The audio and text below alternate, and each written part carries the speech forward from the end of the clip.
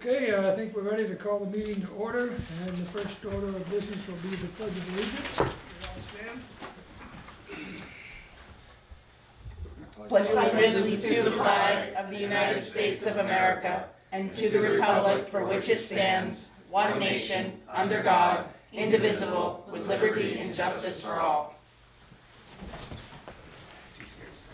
IRL. He's muted. Okay, let's go over the agenda briefly. Any changes, and anybody have anything they want to add? Okay, I'm Brian? good. I got this one thing. We received a check for $7,000 from the state of Vermont for the Route 78 project. And that's basically, so we need to know where you'd like it to look, because it's the town property that is the Riverside Cemetery. What are your recommendations? I thought we'd just talk about it when we got to the Okay. new business, or, well, yeah, new business. Okay. And then, Is that other one on there, Brian, for $1,000? oh, yes. Could and you then- add another one for $1,000? Yeah, there's from $1,000, we received a check from Mylan. Mylan for $1,000 as a donation. And We can talk, I go can up to read the letter when we get to it, what they said. Oh, It's support very this. vague. Really just a donation to their employee. Oops. Okay.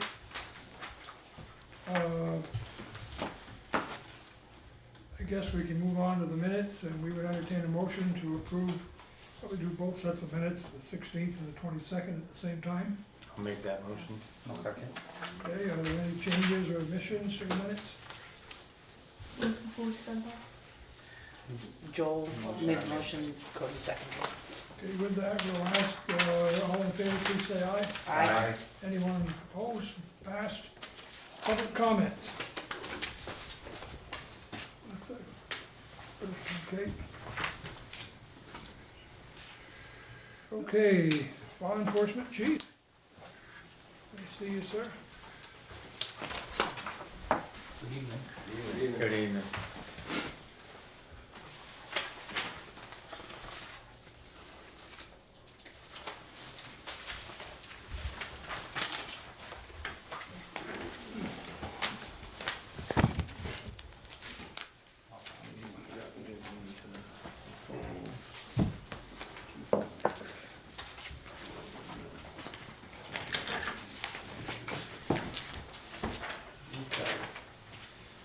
Brian, could Christina have one? Oh. I need one for the Yeah, minutes. sure.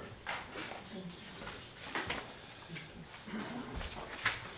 you. So the month of January 2024, Swanton Village Police Department handled 76 incidents in the town. There were 3 traffic stops, 0 tickets, and 3 warnings.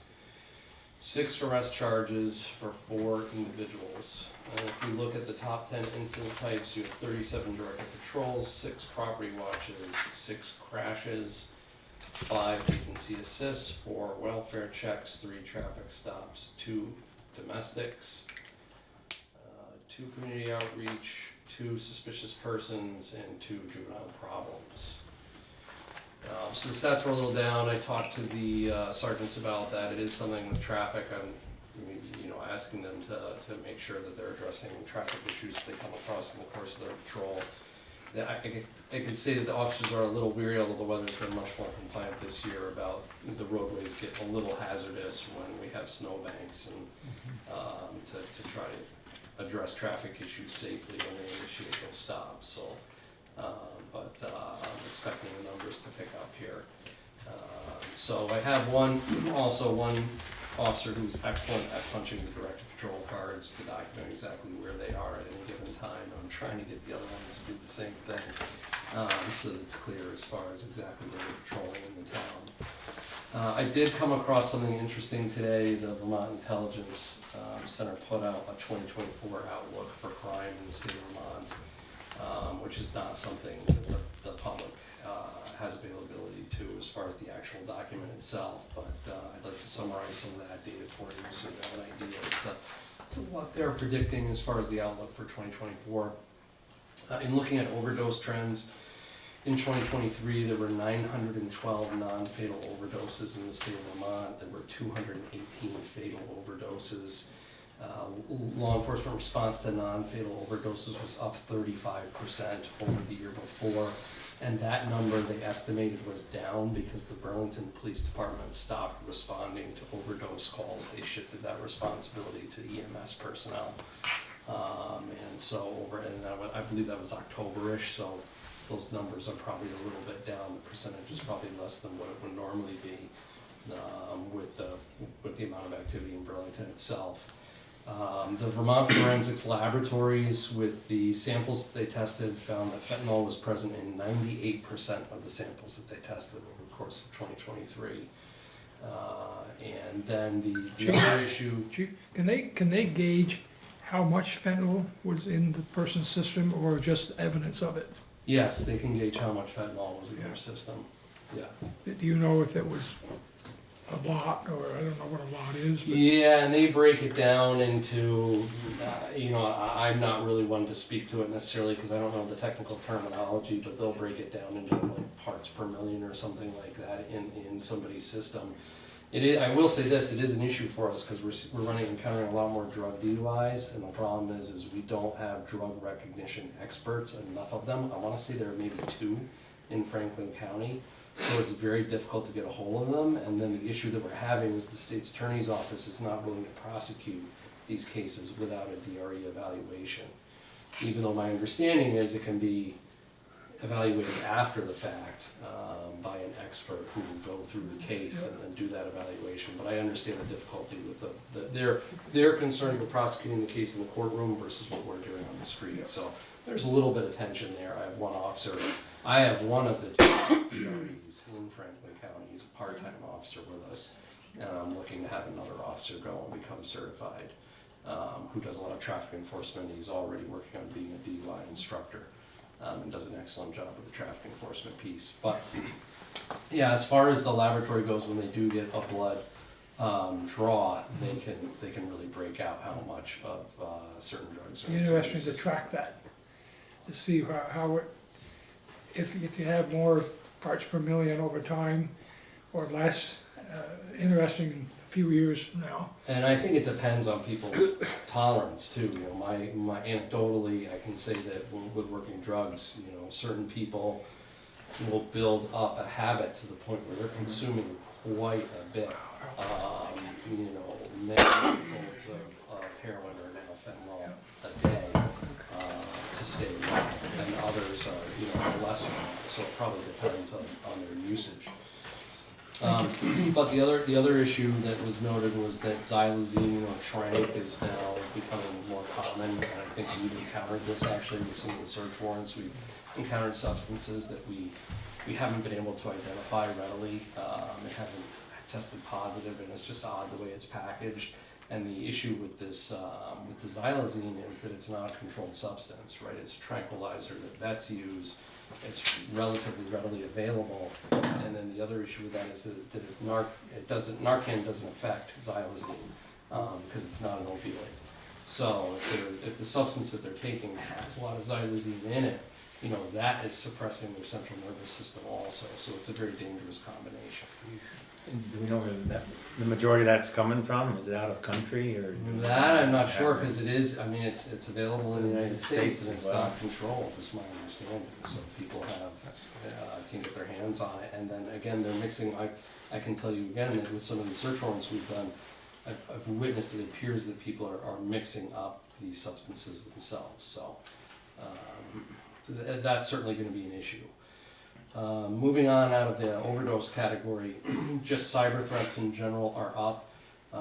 They mentioned that the United States suffered some attacks, thankfully not so much so centered in Vermont, but in other areas of the United States.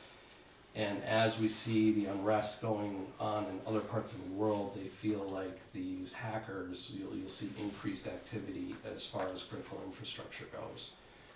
So they're targeting, one of the mentions was water treatment facilities. Apparently there's Israeli devices that are used in some of these water treatment facilities to run the facility itself, and they're having some issues in other parts of the United States due to hackers associated with people who are not fans of Israel. So that was something that I found interesting. And they anticipate again that activity will stay steady or increase as the unrest in certainly Eastern Europe and the Middle East continues. As far as gun violence incidents go in the state of Vermont, there were 424 gun violence incidents. 238 of those were threats. 149 of those involved actual gunfire. There were 37 incidents where a firearm was used to wound people. There were 46 victims in those incidents, 19 homicides, and 27 non-lethal injuries. Domestic violence has been the primary motive with many of the homicides, but this was an interesting trend that they've noticed over the past 3 years. The motive as far as these homicides, domestic violence has gone down quite a bit as far as the motive goes. It was a substantial drop off percentage-wise, but the drug percentage has gone up considerably as far as these gunfire incidents go, and it's a rise of roughly 450% from 2020 to 2023. Moving on to juvenile crime, they found a concerning issue, although the numbers were very low. So, when you hear these percentages, the percentages sound extreme, but the numbers were low. That there was, as far as juvenile violent crime goes, was up 150%, 2022 to 2023. But that's, again, looking at actual numbers from 2 to 5, and this is where injuries or wounds were caused due to violent crime committed by juveniles. There were 2 incidents in 2023 that were lethal. Both of those incidents involved juveniles that were under 15 years of age, and both involved firearms. One thing that they also mentioned is that the trend that they see is that if you have a juvenile who's involved in violent crime, that as an adult, as they transition to adulthood, they tend to be a recidivist. So that's something that's concerning. Another thing that was mainly in Chittenden County, thankfully not so much here in Franklin County, was the Kia Challenge. There were juveniles associated with stealing many vehicles, 41 stolen cars. There were 32 attempted thefts of motor vehicles, 12 crashes, and many of those 12 crashes where the juveniles were operating, they felt were intentional. And 9 of those incidents involved juveniles attempting to elude law enforcement as they were pursuing those. Is that just Franklin County? No, that's mainly in Chittenden County, not so much in Franklin County. But again, I think these are statewide numbers, but my understanding it was mainly focused in the Chittenden County area. And again, there's that issue with Kias and other vehicles where it was fairly easy to circumvent you didn't even need a key to start it. There was some way to do that. But the problem is, again, going back to social media, a lot of this was on social media, and it was very easy for juveniles to learn how to do this, and then they started stealing these vehicles. So that was a concerning trend also. And then addressing the border, the northern border here, it's interesting that Canada added 13 countries to their electronic travel authorization list, which they feel like has encouraged individuals from these countries. They have easy access to Canada where they can fly into Canada, and then they have easy access to the northern border. So that hasn't helped. And then in looking at the trends from 2021 to 2022, and these are contacts, right? Known contacts, not the gotaways. The rate went up 359% from 2021 to 2022. From 2022 to 2023, a 300% increase in contacts. And overall, if you're looking at 2021 through 2023, they said 1,900% increase in contacts for people crossing both at points of entry and outside points of entry in the Swanton sector. Is the Swanton sector though about 200 miles long? It is very long, Yeah. correct. It's part of New York, upstate New York. Through Cottonwood. It is all of Vermont, and then I believe New Hampshire also. So you're talking a very large area. But I can tell you, working those stone garden details, it is extremely busy. And listening to the radio traffic, it's essentially when we're listening to radio traffic being dispatched out of the Swanton area of operations, it's Champlain, New York, it's the Swanton area of operation in Richford, and it is just regular. Every shift that I've worked, there have been multiple contacts, and especially in Champlain, New York, they just absolutely are incredibly busy over there. But looking at the raw numbers, I want to say there was a few hundred in 2021 who crossed the border. I want to say 300 and change was the number of contacts, and in 2023 it was almost 5,000 contacts crossing the northern border. So, and the other interesting thing of note was that only 25% of those contacted were family units or juveniles, and 75% were individuals, younger individuals, and that's been my experience also. And the other thing just to touch on also before I forget is that, and I'd have to look at the incident a little more closely, but we did execute a search warrant in St. Albans earlier, middle of January, where we recovered a lot of stolen electronics out of the apartment there with the assistance of St. Albans Police Department and Franklin County Sheriffs assisted us in the execution of this, but it was related to an alleged abduction of a resident in the town, also related to drug activity, was the reason why we got the warrant for that location in St. Albans. So again. When these illegals come across the border, how long do they stay in this particular area, or do they just come through and they're whisked away, or they somehow they get up farther towards Boston or Albany or New York? Yeah, I don't have a really good answer for that. I think it depends on the area. My understanding is that, for example, Champlain is mainly processing these people and then releasing them. And so where they go from there, I'm not sure. My guess is they are going to these larger cities like New York City, Boston, where there are more services and more support for people entering the United States. We don't see, there have been issues here where Border Patrol has picked somebody up and then processed them and released them. Others they're able to hold in custody until they're able to appear in court. Because they do, the Swanton sector or area of operation has a relationship with Northwest.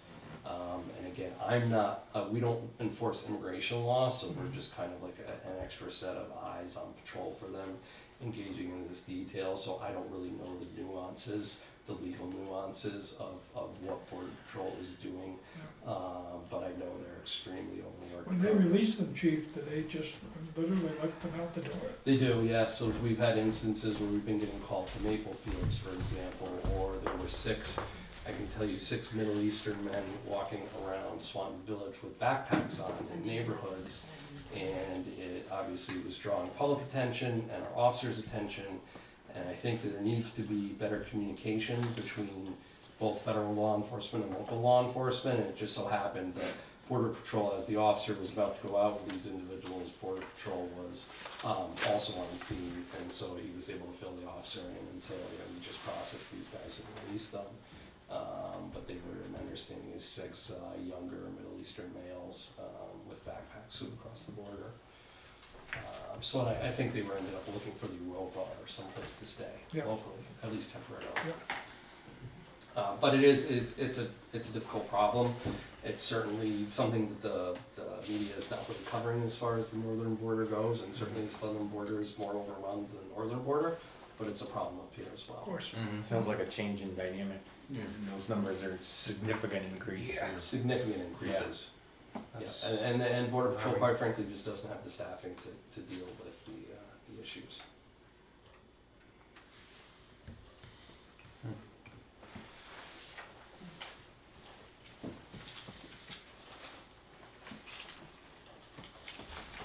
Any questions? Yeah, I just want to follow up on the, and you kind of mentioned it, and it's probably feedback you received, but in your system, there is a way to clock time on the road that isn't too cumbersome for the officers to put in?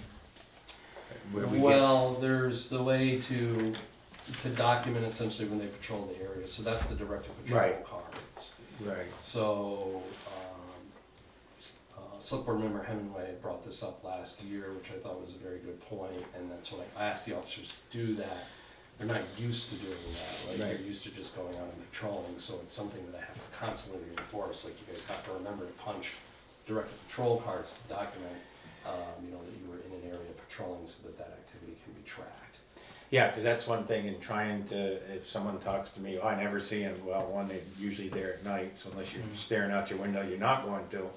But if I know that roughly 40% of their time, aggregate, not, you know, because any one day it varies by all these other things that they're Right. chasing, but if we know it's 40% of their time, then we can say, you know, we get Yeah. stats that it's 40% of the time, and 60%, quite frankly, is chasing the paperwork when they do grab somebody. When you talk about just 6 arrests, that's a timely. Oh, it absolutely Event. is, and so you were able to see, an execution of search warrant. Yes.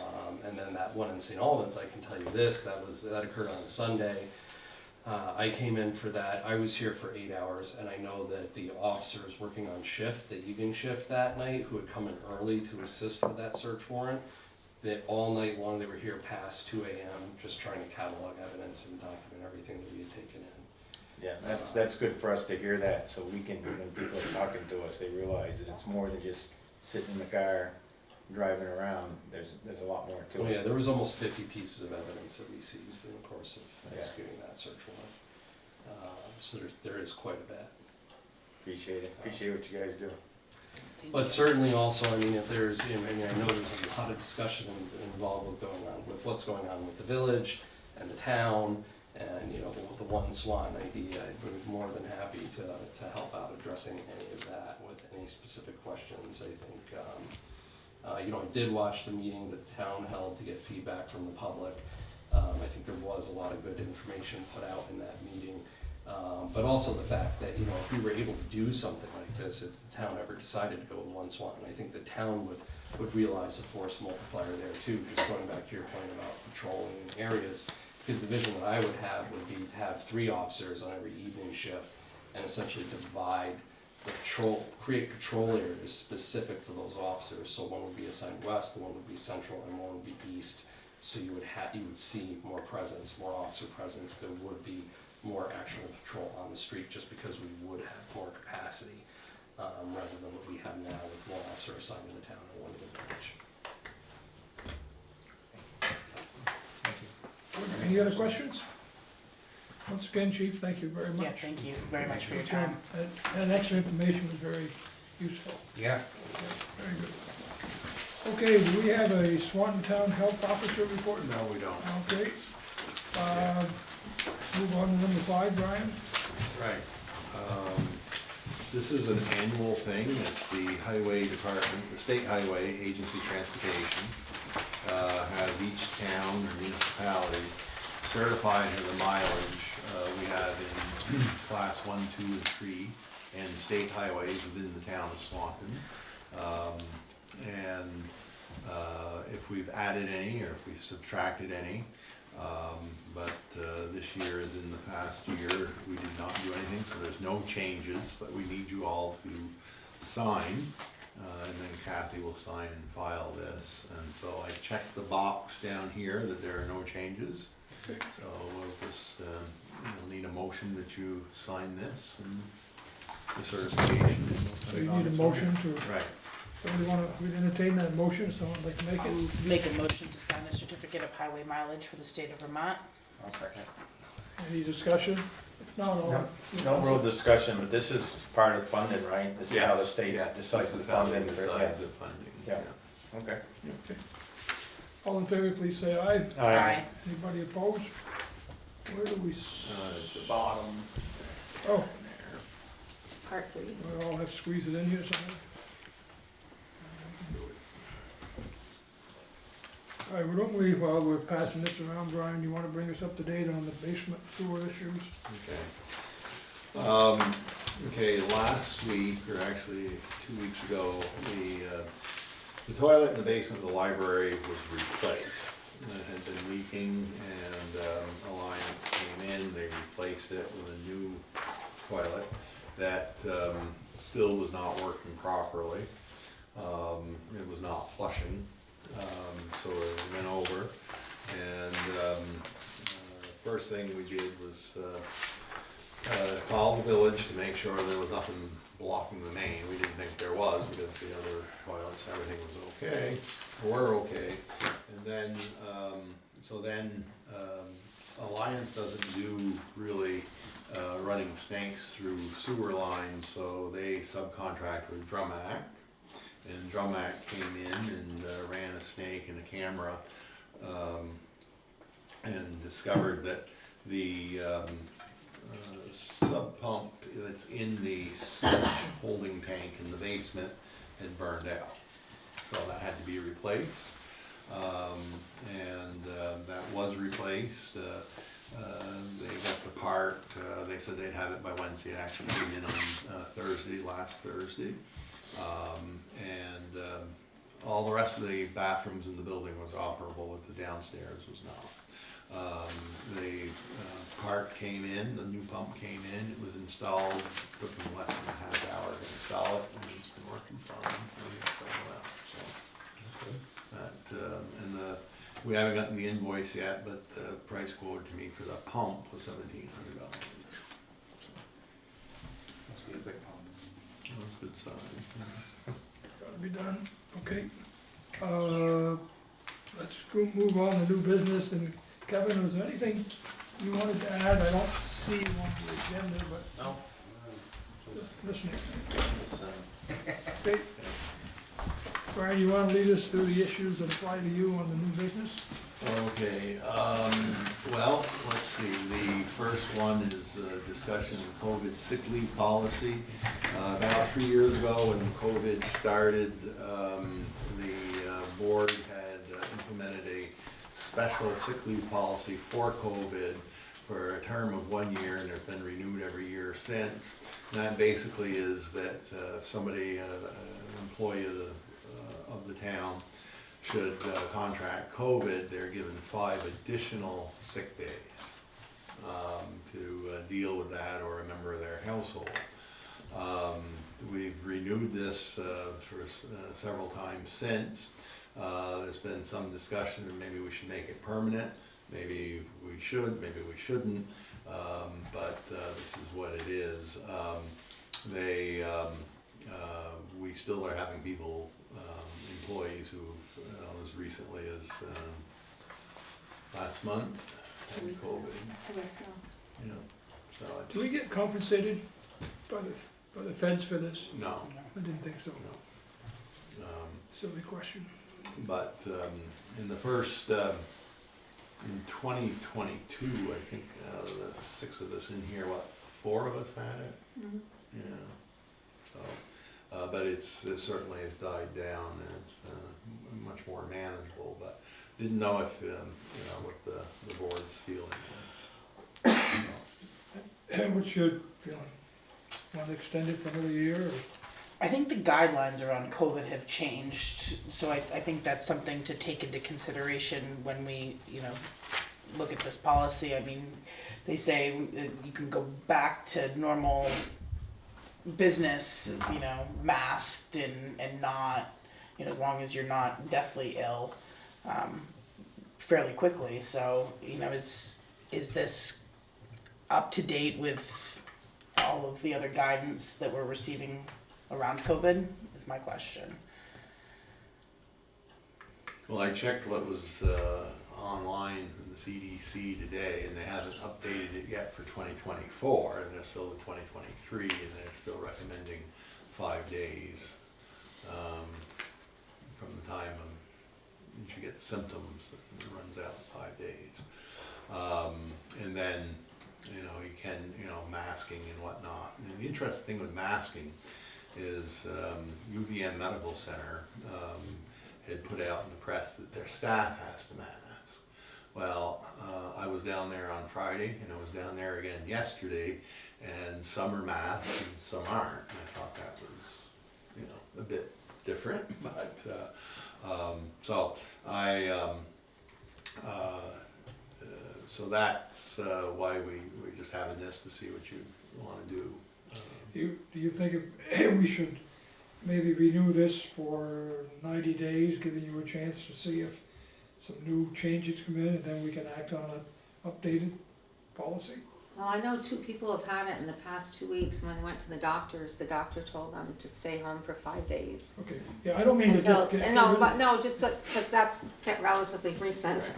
And just to stay home for 5 days, and as long as they're not symptomatic, they can go, not hugely symptomatic, they go back to work, but they would tell them that they should probably wear a mask until they're feeling themselves. And of course, it does hit people differently. Yeah, I haven't seen any consistency between businesses leaving school, people getting COVID. Some people will stay home, some people just wear masks. There's like no rhyme or reason, what I've seen.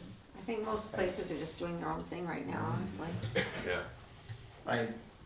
I think, I wouldn't have any problem extending it for a year. We have a very small number of employees, and like the highway department, if someone were to get it and to transmit it to the other ones, then we could be out of business for several days. I Could think, be fun, yeah.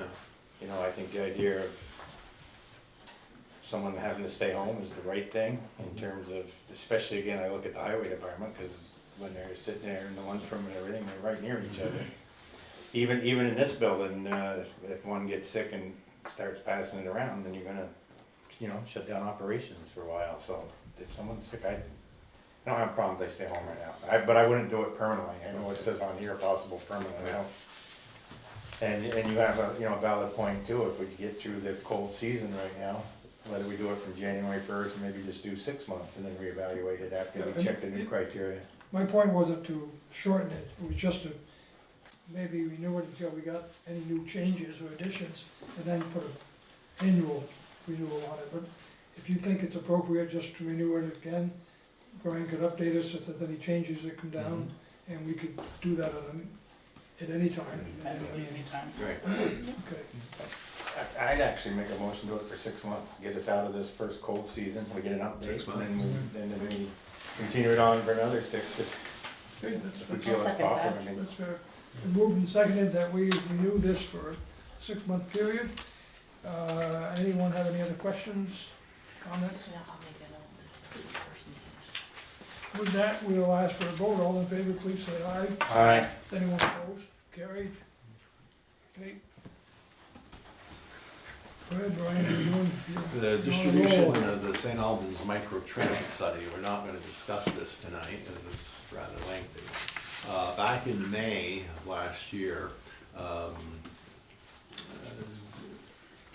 Bill Sheets of the village and I were invited to a meeting at the Northwestern Medical Center to discuss the St. Albans micro transit study, and they've extended it to Swanton. And micro transit is basically a way to facilitate having the needs, the transportation needs met of primarily the people in the communities on a lesser scale. It may be just somebody needing to get to the doctors, or it could be employment purposes or whatnot. So they've come out with this microtransit study to show where the needs are, and basically it would be showing routes from the center of St. Albans to the center of Swanton, and Swanton vice versa around the Route 7 corridor. But it is a fairly lengthy study. It gives a lot of information and ridership numbers and whatnot. And so if you want to take some time over the next month or so, read through this, and then Amy Brewer, Northwestern Medical Center, if you've got any other questions, I can have her come into a meeting, and she'd be happy to answer questions in the program and whatnot. I think you know, there's going to be some funding mechanism on this, and not sure what that will comprise, but certainly nothing this year. But it's just useful information. We're passing it out. Would you recommend that we look at this and maybe a subsequent board meeting, March or April, giving everyone a chance to read it? Yeah. That's, So is this an actionable item or just FYI? Just FYI, you can read it, and then I'll put it back on in a month or so and see what. And if we have new members coming on the board, I'll get. Oh, that's what I was thinking, too. Yeah. Is that okay with everybody? All right. You're making a lot of progress here, Brian. Discussion of area preparations for the solar eclipse on April the 8th, 2024. And I know, Nicole, the rec department's got quite a list of activities planned. There are things going on in the area. The library is actually heading up Swanton specific. The rec department actually, in my Vermont Youth Project work, is working with Franklin County and Caring Communities to host a glow party for our young people as a substance prevention party. And we're planning that with some local area youth, and that will happen on the 7th of April. So as more details come forward with that, I will happily share. And then other than that, there were talks amongst community members about possibly advertising viewing sites for the eclipse, whether that be at the rec department or at the Swanton Beach, for those people that might not have a clear backyard or just another way to engage the community, but on a smaller budget, as it could be cloudy that day, and Vermont weather, it could be all kinds of different weirdness. So. Do you have an estimate? I'm hearing all kinds of Yeah. estimates. Yeah. Somebody came up with 60,000 Right. people. Yeah. I don't know if that was in the county. What do you? I heard what do you it's hear? Albans area. It's St. Albans area, and there was a meeting this morning of, well, Bill wasn't able to attend, but I was there on Zoom, and Heidi from the village, as well as the various players out in St. Albans. And what they're gonna be having is establishing a website through the St. Albans Chamber of Commerce for the Eclipse event. And so if either the rec department or the library has it on their website, we can give them that information, they can link it. Perfect. But then we came upon the, how to, and Reggie was on there, if there's thousands of people in the area that show up, are we prepared to deal with that influx? First of all, for viewing areas, Bill did reach out to the Mississauga High School, and they are not allowing viewing in there. They're gonna lock that, the gates, and nobody will be permitted in there. They didn't want it, because they would have problems staffing to make sure that no damage is being done and whatnot. So that's not available. Now, my understanding is that there's no school that afternoon, or the whole day for students, but, yeah, the whole day for students. No, yeah, Right. half day for teachers. Teachers. There was some concern as far as, whether they, places to go eat and whatnot. So the St. Albans Chamber of Commerce will be putting that on their website. So we really don't know how many are coming, but we. It's gonna be another Grateful Dead, you think? Well, it could. I mean, there's, a lot of people that follow these around all over the world. I was surprised, VPR, I was delivering Meals on Wheels, and they had a couple people on talking about it, and if you go Google it and find it, you'd probably find it very interesting, the number of people that are contacting from all over to just get rooms in St. Albans and stuff. Are we in a special viewing? Yeah, we're in the We're in direct one of the totality is a term I keep. Yeah, so we are right where it's gonna get Where it's pretty gonna much get dark. dark. It's one of the best spots as far as they keep showing that track across, as it comes up from like Texas area up and around to the northeast. It's like right over St. Albans and Swanton. And, yeah, they expect a huge issue with traffic. There's 4 tour buses they know of coming into St. Albans for it. And there was some concern, especially if there's still ice on the lake. There's some of these out-of-staters will go out on the lake and on the ice to get a better look. And so there's some concern that because the ice conditions aren't good to begin with. Right. And by April 8th, they wouldn't be able to know. But so we're going to have to, continue monitoring it and seeing what's going on. But the last time it was total eclipse here, I believe, was 1932. They said this morning. And I remember my father saying that when he was about 8 years old, there was one that it turned right to complete darkness, and the chickens were all messed up, everybody was messed We up. saw one in Aruba, we didn't even know it was taking place until we got there. And everything got pitch black. And when it started getting light again, the roosters started to crow. I guess they thought I was morning again, it was the strangest thing. Yeah. So that's, Wow. you know, I think our biggest issue is gonna be just traffic. traffic. Yeah. And that should be, you know, fairly slow Mhm. prior to the event, and then after the event. Mhm. You know, people just going from areas where they can see it the best and getting on the road, you know. So, but I'll keep everybody updated. Yeah, as we yeah, go please forward. do. Thank you.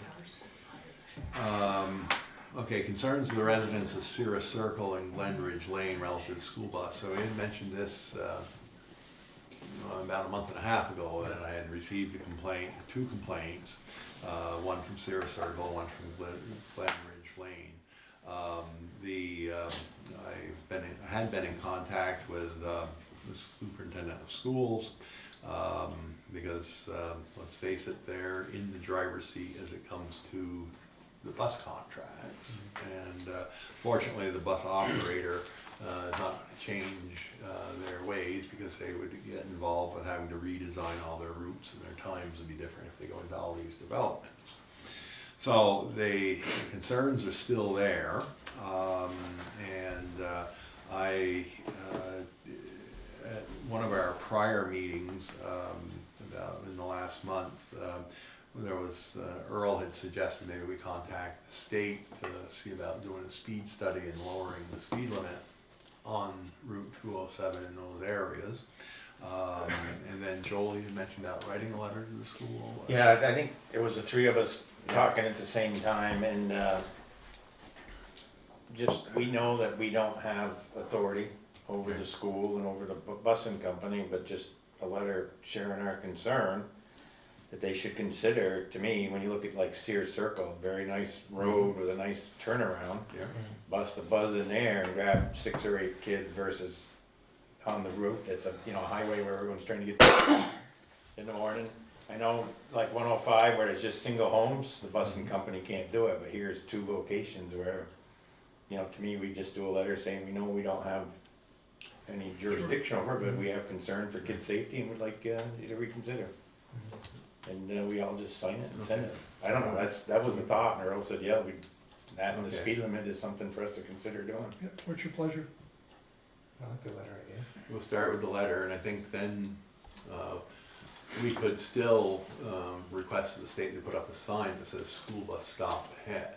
You see those quite often on state highways.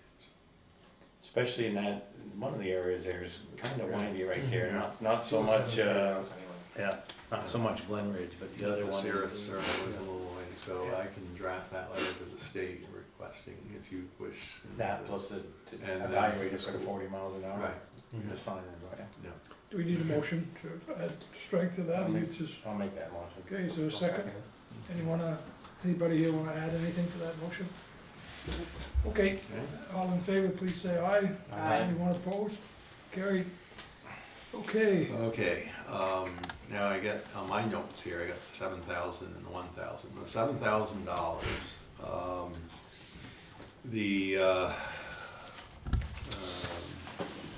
Agency of Transportation, of course, has been doing their rights of way and temporary rights of way for construction on Route 78.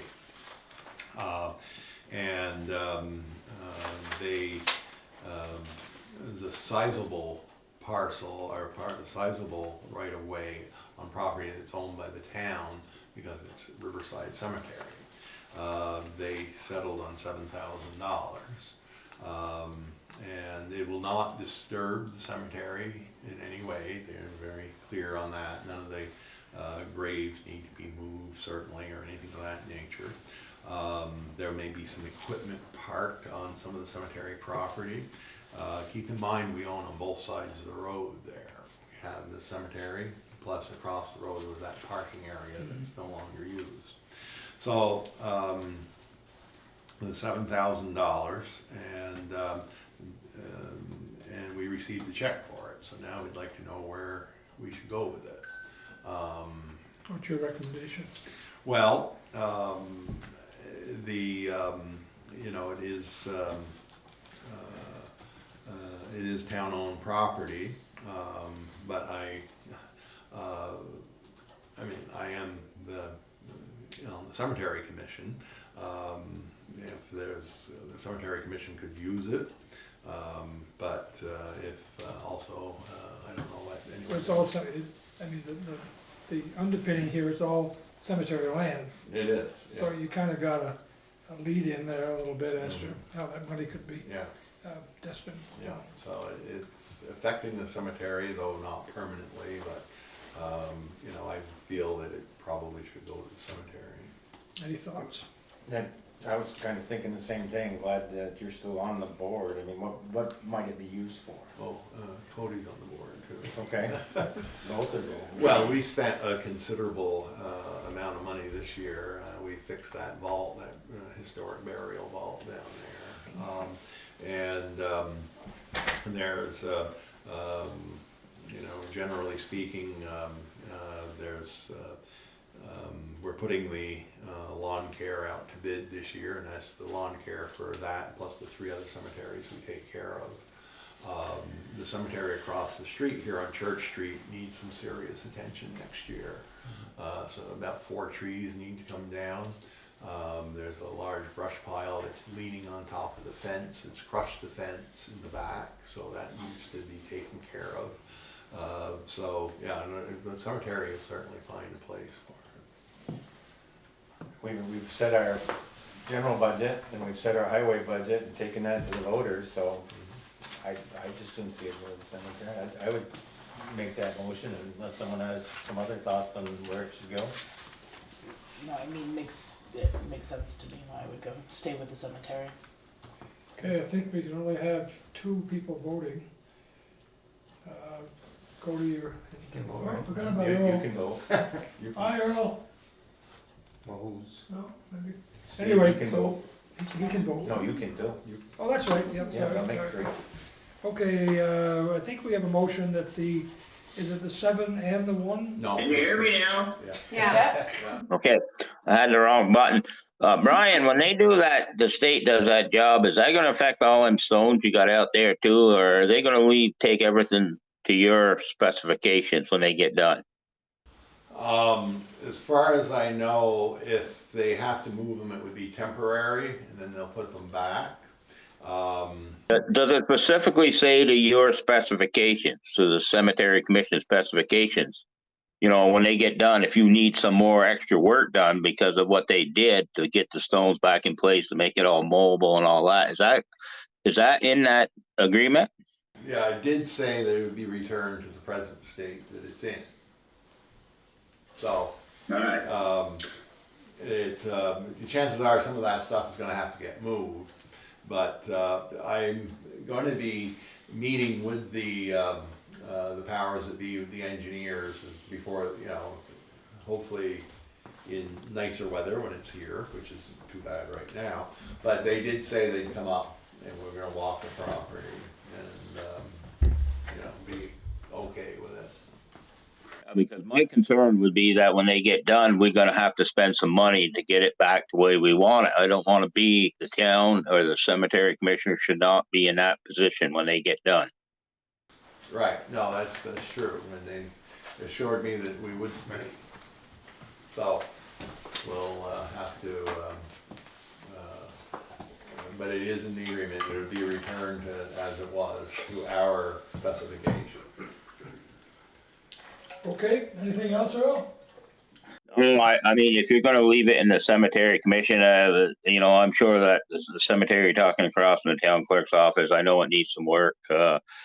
You might just as well leave it in there, I know we could use the money in the highway department too, but here's a chance maybe to get that cemetery cleaned up a little bit. Okay, I think we have a motion on the table, A second. and we had a second, that these monies would be deposited with the cemetery commission and used accordingly. Anything else that should be added, discussed? All right, with that, all in favor, please say aye. Aye. Anyone opposed? Carried. All right, and the 1,000, Brian? Okay, well, the 1,000, Kathy received, So we received a letter from Beatrice, which is the new name from Island. It just says, to the town of Swanton, on behalf of the employees of MTI, we're happy to present you with this donation. We thank you for the service to our community, wishing you a happy new year. And it's $1,000, but they didn't say what to do with it. So it's unrestricted. Right, so, I mean, and we tried calling them to see if they actually wanted it to go to a certain I called it. department, and we've called and nobody's called us back. Scholarship thing or anything? Well, we got the food shelves, we've got the eclipse activities. Would you recommend that we just put it back into the general fund or use it for something specific? I mean, it's thought what to do with it, I mean, it's a donation, so, I mean, like we said, we've done our general fund and budgets and stuff, but this is like a donation What to are to your do thoughts? something with, Right. like to do something good with it. I'd like to consider earmarking it toward our 4 signs that we're talking about. I am gonna be talking with the lady in Richford that makes signs just to get some ballparks. So we can have a discussion here about what we might or might not do. The Swanton Enhancement Beautification is talking about getting involved with those 4 signs as well. And if we don't have other specific suggestions, maybe we hold it for that possible sign project right now. That's a thought. Good idea. Yeah. Everybody okay with that? Yeah. We need a motion for that? Yeah, Joel, I think you're on the right track with there, to use that money for that purpose. And, that would, because we're getting it donated, this would be a very good use of that money to make Swanton look better. Okay, so. I'll make the motion. Okay, there's a motion. Can we have a second? What do you want it to say? To earmark? the Earmark money? toward the 4 welcome to Swanton signs. Toward the repair or replacement of the. To the repair. Good idea, Yeah, absolutely. good idea. Did we had a second? I did, yeah. Okay. Any other discussion? If not, please say aye. Aye. Anyone opposed? It's good use of the money. Very good idea. Okay, Brian, anything on number 8? No, not this time. Do we have to adjourn now so we Oh, can? can we, before we adjourn, there's a third item that Oh. I meant to put on the, Okay, for discussion. Back in, way back in, last February, after we did our budgets, there was a discussion for giving money to Notch for the summer program. And at that point, Ed made a motion that we took the money out of the ARPA funds to do that. So we earmarked it, but no one ever requested the money, and I honestly didn't send it to them, because typically we get a request for funds. And so that money never went to them for the Notch programs. how much was it, Kath? It was $2,000. But now the Notch programs aren't, They're they're, not they're not. returning back to They're Swanton. not returning back to the Notch to do those programs anymore, so the money's kind of, do we rescind the motion because the year has passed and they're done with the programs? I just don't know what to do at this point. What a suggestion is to do, I mean, I can do whatever you want, tell me to do, but we've unfortunately missed the boat on giving it to them. The rec department in their budget presentation accounted for the difference with the Notch not Yeah. doing it right, didn't you folks budget more money? We did, yes, for this year. Yeah. I'd like to just rescind it.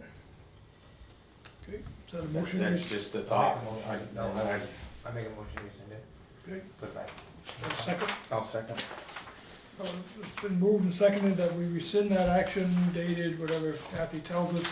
Maybe. Any other discussion? Could we kind of hold that in abeyance? Or does it go back into the ARPA money? It's still in the ARPA money, I didn't take it out of the, I didn't take it out. Okay, We earmarked it for that, I shouldn't say earmarked it, we So it goes approved a back in. motion.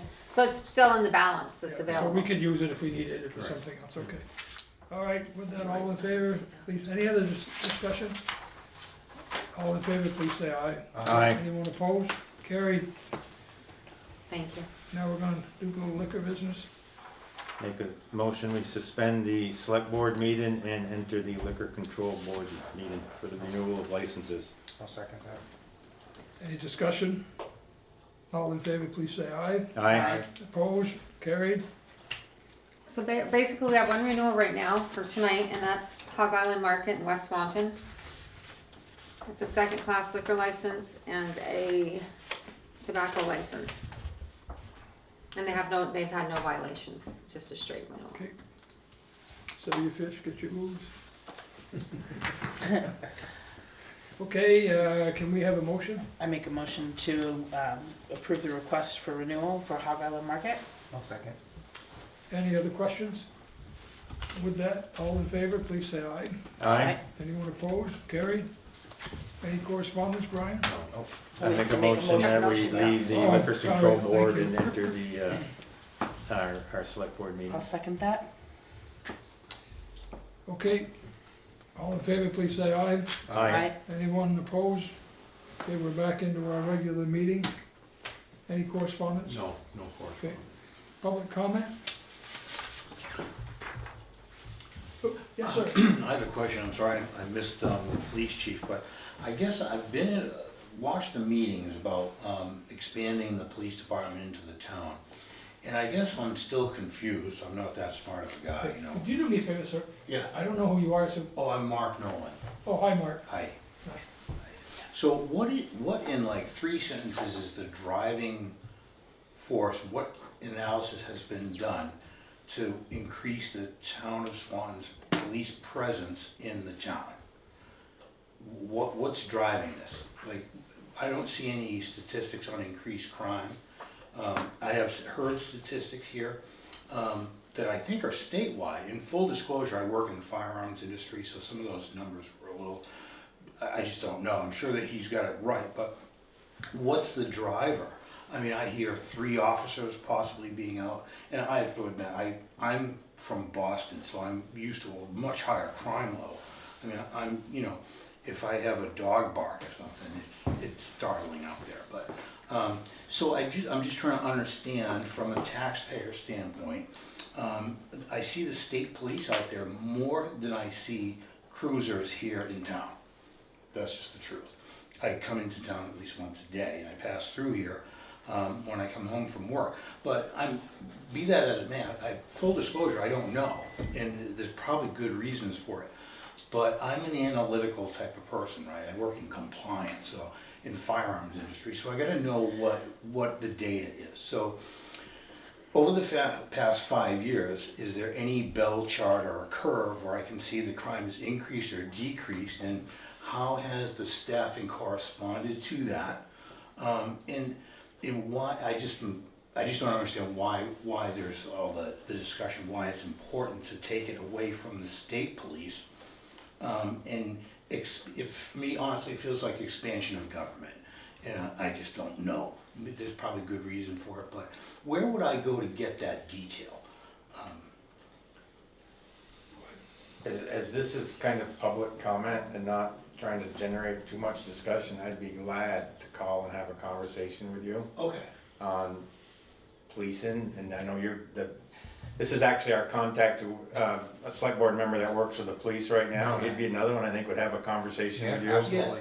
Like, I'm just a business guy too, so I have to know when I'm investing money, what's my return?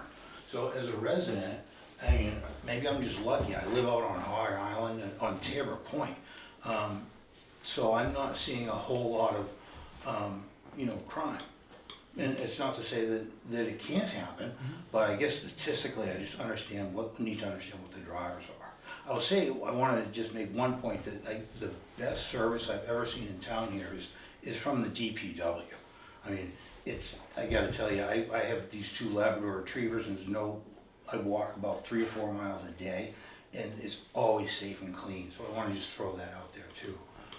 So I'm just interested in understanding the analysis Yeah. in terms of what, I'd love what to, yeah, that's all about. either of Oh, us. Kevin is our highway foreman. I know, Yeah. I think I know him, he looks familiar. Yeah, But thank you very If you much can for leave- your time. Yeah, if you leave some contact information, we'll be glad to have the Yeah, I'm just conversation. trying to get with my you. head around it, and I don't have one opinion or another, I'm just trying to understand, I'm not that smart. Yeah, it has potential of being a very long conversation, but Yeah. if you leave your phone number or whatever, Sure. definitely reach out to you soon, absolutely. Good, good. Nice to meet you. Nice to meet you too. Yeah, thanks for coming tonight too. You bet. Mark, why don't you add your telephone? I did. You did, it's right on there already? Okay, perfect, thank you. Thank you. Just to let you know, Mr. Nolan, I lived on the Hog for 45 years. Nice. Yeah, so, Is it zero Then they threw me 725? And then he's invaded McCorm, I'm sure. I live out there in the summer just on the water. yeah. Okay, anyone else for public comment? Okay, hi David. Dave Winchester, trying to have a little bit further discussion on water issue or basement issue that I got a phone call about going and taking a look at, and wanted to clear up anything that people might have, why I proposed what I proposed and why I proposed. Can you be more Okay. specific, what you? I was just asked to go down, take a look. Okay. And I know certain situations because this is stuff I deal with. And in my business, I have to deal with the residential code and I have to deal with commercial code at the same time. And a lot of it crosses over. And it has to do with complications of vapor barriers and, water infiltration into certain places. And then, of course, there's this, energy code issue. So we're all mandated that if we go in or we see something that somebody's opened up, and if it's not correct or up to code, we're technically supposed to address it, or at least bring it to people's attention. There's also another clause in the Vermont law that if you do it wrong as a contractor, for residential, you're held up to 6 years to make it good. In commercial, it's a different and much higher fine. Not only do you have to make it good, but you also are in $10,000 year penalty that accumulates until it's corrected. So I was asked to do one thing, went down and wrote several other things, and left in a bit confusion. And so communication back and forth from Brian kind of left me confused to what you guys decided to do about those issues. Okay. Anyone here want to take a shot at that? Thank you for your questions. If that makes any sense, I know it's complicated, Well, but everything we do is coming. yeah. You want to take it, you're the engineer? I don't wanna get into a real debate or discussion tonight. Be glad to talk to David separately because there's a difference between a repair and a renovation. You're talking, I think, 3 different statutes right now, or at least 2 different statutes. So until I see in writing specifically what you're saying, right now I see what's being done down there is a repair, it's not a renovation. I certainly appreciate we got a couple bids. There was discussion among board members and a bid awarded. I certainly appreciate bringing up the idea of the vapor barrier and the additional insulation. Again, we took a look at the bids that were submitted and made a decision. But how can you bid on something if you don't know what exactly the scope is to be determined to be bid upon? I think there were requests for proposals, and requests for proposals, people can provide the information, it's not a hardcore spec that's being bid on, and it's a request for proposal, and it's the prerogative of the select board to review the request for proposals and determine which one to go with. You can go with a high bid, you can go with a low bid, and that's a request for proposal. It's not And I think as we're very, definitive as a hard spec. I think you're missing the question, or the thing I asked is how can you properly bid on something if you're not determining exactly what the scope is? Well, I'm gonna come back and say the scope was in the request and the follow-on clarification of the change that was requested. Right. That's what was being looked at. it looked to be, And as a request for proposal, you came back with additional. And again, without seeing the exact I'm not even gonna say the law, because they write the criteria, the code from the law. Right. And again, we are not doing a renovation, we are doing a repair. Repair does also fall within that jurisdiction, in that classification as renovation. Well, we reviewed the RFPs, and I'm gonna say as a board, the decision was made which way to go. Okay. But if you wanna send us something in writing, David, we're always appreciative of your input. If you wanna send us I something. don't get the idea that that's welcome. But I can't bid on something that I think is wrong, that technically violates certain regulations and things that I understand in the industry. So, and have concerns for. So to clear that up, that was where the confusion. So about putting epoxy floor coverings on a floor that has a moisture issue, it's going to fail. So knowing that, you know, I solicited other types of things. Also, there's a couple other issues that are a problem that violate the building code as well. And like I said, once we open up something, we're supposed to address it technically and legally. Now, it's your decision to not address it. But I, as a contractor, knowing the difference in the liability would fall upon me if I took this job and agreed to do it, even though I knew it was not technically correct. That liability transfers to me and my insurance company. So that is why. And it was a pressure, we needed to have it done, and there were a lot of different things that people were talking about. But sometimes the issues that come up, you open up one thing, it has a ripple effect sometimes to go to a couple other things. And to, you know, do you guys have a copy on file of the as-bills For the library? for the library? Okay. There's a digital copy, I think, out there. I have hard copies from way back. But to solve this issue is also because the drain that was put in is not functioning because it needs to be hooked up to a storm system. Or it just needs to be run with a hose to the outside or something like that. There is a connection to the storm system out there in front of the library. And it's been capped off because it's inside the elevator shaft. And it's not too far. And it would definitely be more cost effective to probably go after that versus trying to dig back into the street to connect to the storm drain system. Talk about that.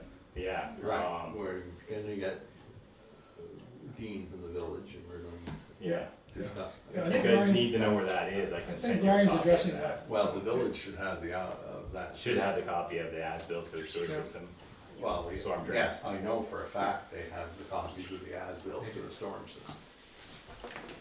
Yeah. But I found the process kind of frustrating on many different levels. And couldn't really get the answers that I was necessarily looking for.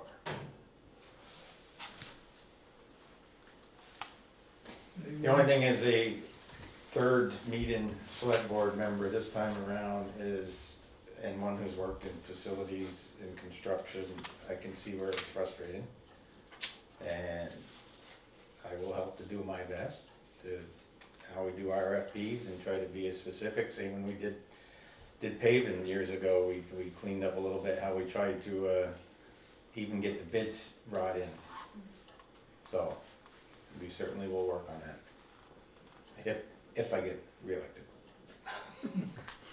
Well, I would advocate for the rest of the people, if you do get elected or not get elected, to, you know, when these things come about, just, you know, the confusion starts to happen when we don't follow those channels that we're supposed to follow,